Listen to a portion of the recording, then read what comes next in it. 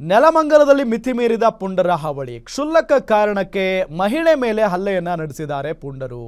ಮಹಿಳೆಯ ಮೇಲೆ ಹಲ್ಲೆ ನಡೆಸುವಂತ ದೃಶ್ಯ ಸಿಸಿ ಕ್ಯಾಮೆರಾದಲ್ಲಿ ಸೆರೆಯಾಗಿದೆ. ನೋಡಿ, ನೆಲಮಂಗಲದಲ್ಲಿ ಪುಂಡರ ಹಾವಳಿ ಮಿತಿ ಮೀರಿರೋದು. ಕ್ಷುಲ್ಲಕ ಕಾರಣಕ್ಕೆ ಮಹಿಳೆಯ ಮೇಲೆ ಹಲ್ಲೆಯನ್ನ ನಡೆಸಿದ್ದಾರೆ ಪುಂಡರು. ಮಹಿಳೆಯ ಮೇಲೆ ಹಲ್ಲೆ ನಡೆಸೋ ದೃಶ್ಯ ಸಿಸಿ ಕ್ಯಾಮೆರಾದಲ್ಲಿ ಸೆರೆಯಾಗಿದೆ. ನೆಲಮಂಗಲ ಟೌನ್ ಲೋಹಿತ್ ನಗರದಲ್ಲಿ ಆಗಿರುವಂತ ಘಟನೆ ಇದು. ಪ್ರವೀಣ್ ಎಂಬುವವರಿಂದ ಸೌಭಾಗ್ಯ ಎಂಬಾಕೆ ಮೇಲೆ ಹಲ್ಲೆ ನಡೆದಿದೆ. ಮಹಿಳೆಯನ್ನ ಗುರಿಯಾಗಿಸಿ ಅವಾಚ್ಯ ಶಬ್ದಗಳಿಂದ ನಿಂದಿಸಿದ್ದಾರೆ. ಅವಾಚ್ಯವಾಗಿ ನಿಂದಿಸಿದ್ದನ್ನ ಕೇಳಿದ್ದಕ್ಕೆ ತೀವ್ರವಾಗಿ ಹಲ್ಲೆಯನ್ನ ಮಾಡಿರೋದು. ಗಾಯಗೊಂಡ ಸೌಭಾಗ್ಯಗೆ ನೆಲಮಂಗಲ ಸಾರ್ವಜನಿಕ ಆಸ್ಪತ್ರೆಯಲ್ಲಿ ಚಿಕಿತ್ಸೆಯನ್ನ ನೀಡಲಾಗ್ತಾ ಇದೆ. ನೆಲಮಂಗಲ ಟೌನ್ ಠಾಣೆಯಲ್ಲಿ ಪ್ರಕರಣ ದಾಖಲಾಗಿದೆ. ಈಗ ಯಾಕೆ, ಯಾವ ಕಾರಣಕ್ಕಾಗಿ ಆ ಮಹಿಳೆ ಮೇಲೆ ಹಲ್ಲೆ ಮಾಡಿದ್ರು? ಹಾಗಾದ್ರೆ ಅದು ಕ್ಷುಲ್ಲಕ ಕಾರಣ ಅನ್ನೋದು ಗೊತ್ತಾಗ್ತಾ ಇದೆ. ಆ ಮಹಿಳೆಯನ್ನ ಹೊಡೆಯುವಷ್ಟು ಕೋಪ ಅವ್ರಿಗೇನಿತ್ತು ಆ ಪುಂಡರಿಗೆ? ಹಲ್ಲೆ ನಡೆದಿರುವ ದೃಶ್ಯ ಸಿಸಿ ಕ್ಯಾಮೆರಾದಲ್ಲಿ ಸೆರೆಯಾಗಿದೆ.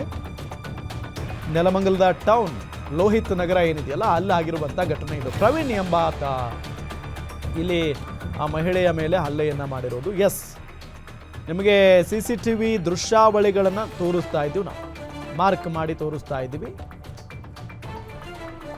ನೋಡಿ, ಎಲ್ಲ ಪುಂಡ್ರು ಹೋಗ್ತಾ ಇದ್ದಾರೆ.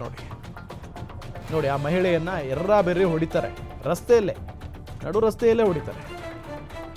ಅಲ್ಲಿ ಇನ್ನಿಬ್ಬರು ಜನ ಹೆಣ್ಮಕ್ಳಿದ್ದಾರೆ ನೋಡಿ. ಪಾಪ ಇಲ್ಲಿ ಫೋಟೋದಲ್ಲಿ ಹೀರೋ ತರ ಫೋಸ್ ಕೊಟ್ಟಿದ್ದಾನಲ್ಲ, ಈತನೇ ಪುಂಡ ಆ ಮಹಿಳೆಯ ಮೇಲೆ ಹಲ್ಲೆಯನ್ನ ನಡೆಸಿರೋದು.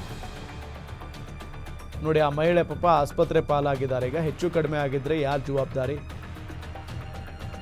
ಅವಾಚ್ಯ ಶಬ್ದಗಳಿಂದ ನಿಂದಿಸುವುದು, ಜೊತೆಗೆ ಹಲ್ಲೆ ಮಾಡುವುದು ಒಬ್ಬ ಮಹಿಳೆಯ ಮೇಲೆ, ಅದು ಹಾಡ ಹಗಲೇ. ಇಬ್ರು ಮಾತಾಡ್ಕೊಂಡು ನಿಂತಿದ್ರು.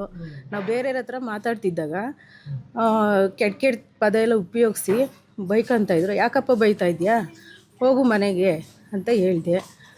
ಅದಕ್ಕೆ ಅವರು ನಿನಗೆ ಕಣೆ ಬೈತಾ ಇರೋದು, ಏನೇ ಮಾಡ್ಕೊಂತೀಯಾ, ನಿಮ್ಮ ಏನೇನೋ ಕೆಟ್ಟ ಕೆಟ್ಟ ಪದ, ಏನು ವೈಯಕ್ತಿಕ ದ್ವೇಷ ಏನು ಇಲ್ಲ ಸರ್, ಏನು ಜಗಳ ಏನು ಇಲ್ಲ.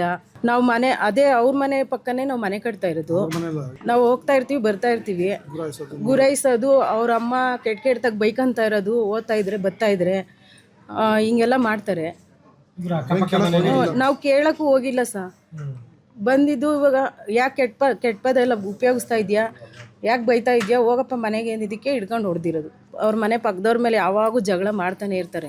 ಆ ಕಡೆ ಅಮ್ಮ ಮಗ ಇಬ್ಬರು ಮಾತಾಡ್ಕೊಂಡು ನಿಂತಿದ್ರು. ನಾವು ಬೇರೆಯವ್ರ ಹತ್ರ ಮಾತಾಡ್ತಿದ್ದಾಗ